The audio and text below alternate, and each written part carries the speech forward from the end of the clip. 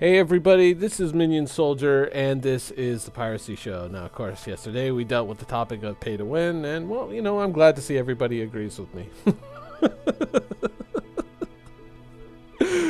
But, oh well, different people, different points of view. But, speaking of points of view, there was a great topic that I want to talk about on Spectrum, and kind of want to discuss it, because when I saw it I just went, ooh, that's actually a good one, and it relates to a lot of things that we've been talking about lately. And basically the gist of it is Innovations says, is there anything lamer than shooting ships landed at outposts? Let's run down the really lame checklist. Stationary target, check. Target so large you can hardly not hit it, check. Target can't fire back, check. Target shields lowered, check. So whoever you are, if you think you're being cool space pirate, I just wanted to let you know how you really look. Yada yada yada. So this kind of behavior, like we've talked about this before back in the 2.6 series. I think it was like last year I did a video talking about things like this. And this type of behavior is actually, it's really important for the game.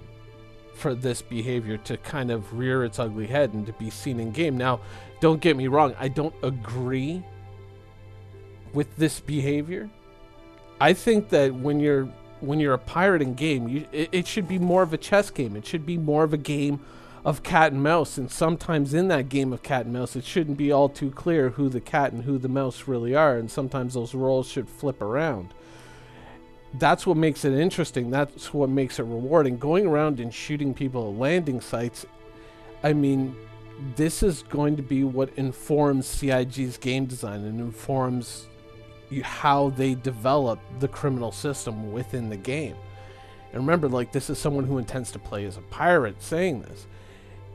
Just shooting people up at landing sites is obviously, it's going to make you a big fat target within that system, and it's going to constrain certain things that you can do in the game. It's going to force you to have to go to places like Korea to lower your pirate standing.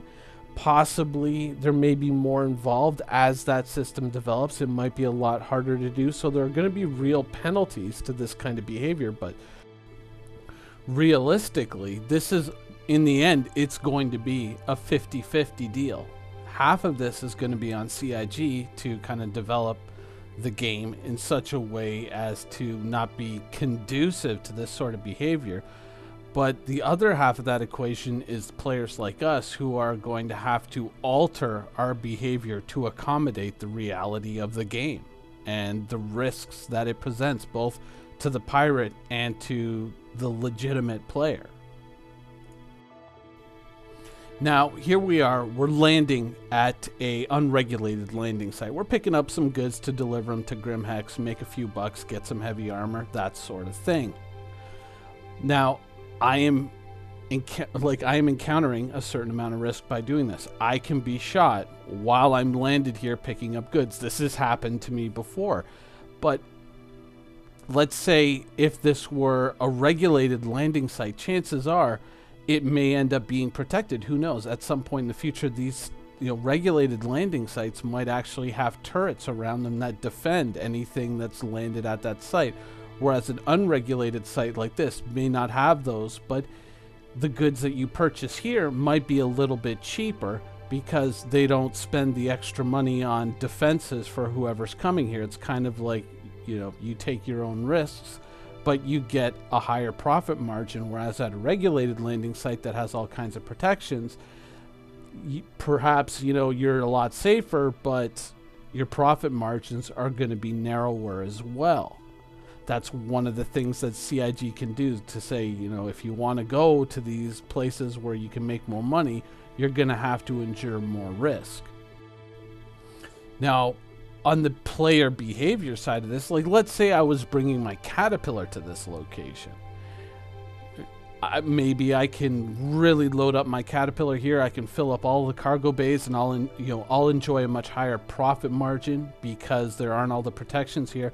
But maybe this is only something I can do when I have a few friends with me, and I can leave my ship powered up, but just the engine's powered off, so it's planted nice and stable on the ground. And I tell someone, go up and get in the turret and watch out for us while we're in here picking up all the goods, that sort of thing. Or in the future with wingmen, whether they be NPCs or players, hovering around this location to protect us while we're purchasing those goods. And hopefully the profit margin will be such that it will justify those added expenses, but that's going to be something that we're going to have to deal with and decide, is this or isn't this worth it?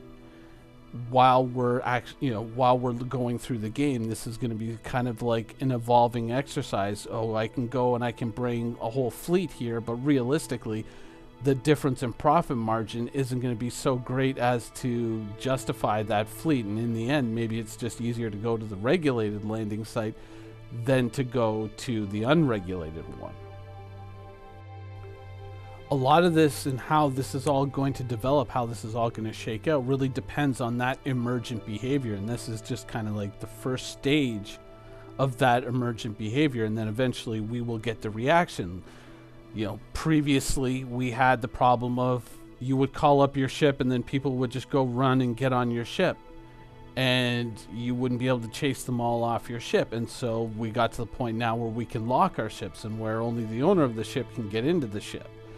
But that was not always the case.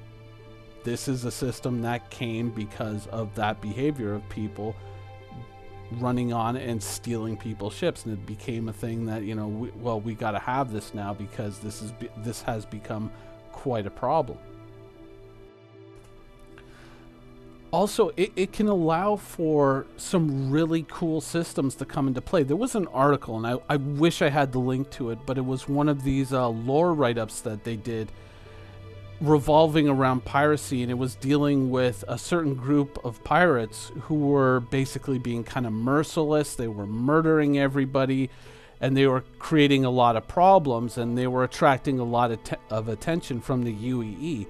And it basically ends off with this kind of back and forth between other pirate groups who are saying, you know, maybe we have to step in and regulate this behavior because it's drawing too much attention and it's kind of spoiling it for the rest of us. You know, perhaps this is something that can exist in game where the amount of scanning or the amount of police patrols in a system that you have to deal with if you're smuggling or if you're engaged in some other form of piracy, whether it's pirating NPC ships or whatever, maybe that becomes a lot more difficult when this behavior exists. And so maybe the pirate industry itself becomes a little bit self-regulating when someone's drawing a little bit too much attention to everybody's enterprise and not just their own. So that could be a pretty intriguing way to see the game evolve. It's important to kind of keep a perspective about these things and to kind of look at the big picture. Yeah, in the short term, it's annoying. It stops whatever you're doing when you're just trying to get this or that done. But it's important that it happens, especially now when things don't count, when your losses don't result in a huge penalty, whereas in the future with your character being able to die and you're being able to lose like millions of UEC worth of cargo because of something like this, it's better to have a more fully fleshed out system that's based on actual gameplay experience rather than just, let's say, a developer goes, oh, this is how it's going to work and that's the way it is, and we don't have to iterate on this any further. I mean, sometimes developers can figure it out right away, and they can say, oh, this is how it's going to work, and we got it. Other times, not so much. Certainly, over the years in Star Citizen's development, we've seen many ships evolve from what their original concepts were to something perhaps bigger or different. This ship is an example, the Avenger. Just about every single ship in the game has gone from its original iteration, and it has evolved based on developer experience and player feedback. And the rules of the game are probably going to go through some adjustments as well as the game kind of fleshes out and becomes a fully playable, fully fleshed out game. I mean, right now we just have bare bones skeleton So we don't really know how this thing is going to work when it's fully fleshed out, and some of the things that have been presented to us might actually change as the practical experience of playing the game and living in the universe become a reality within the game. And a lot of that kind of falls into the developer's laps, but some of it also falls into the player's laps as well, because players tend to kind of idealize things. Oh, this is going to be amazing, and this is exactly how it's going to work in my head, but then the reality confronts them. They're like, ooh, actually this doesn't work out quite the way I thought it was going to work out, and maybe I need to adjust my game plan or my ship setup or whatever, because how I kind of idealized it in my head when I bought that ship and figured this is exactly what I'm going to do. Maybe it turns out that you really don't want to do that thing, or maybe what you thought that ship can do, it actually can't do. So, you know, it's going to be an evolution as much for us, the players, as it is going to be for the developers. And there are going to be some things that you might take for granted today that are going to completely change by the time the game is, you know, ready for release. So players may fly up from time to time and blow up your ship, and yeah, that's annoying, but instead of, you know, getting mad at various players or just saying, oh, you guys are lame, blah, blah, blah, blah, blah, it's probably a better idea to kind of get on the forums and remember that there's always going to be a certain element of PvP in the game. There's always going to be a certain amount of, you know, conflict between players in the game, and the game is going to be conducive to that. It's going to induce that sort of behavior through competition, through lack of resources. Players are going to come into collision with one another on a pretty frequent basis, and so that's going to be kind of one of the realities of the game. And sure, some things can be done, some adjustments can be made to the game's systems to make that system more fair and balanced, but there's always going to be a little bit of that where the onus is on the player to possibly change their behaviors and kind of look at things on a more realistic level and say, hey, you know, I can't expect CIG to hold my hand every step of the way, and maybe I need to adjust how I behave. Anyways, that's the show for today. I hope you guys enjoyed it, and thanks for watching.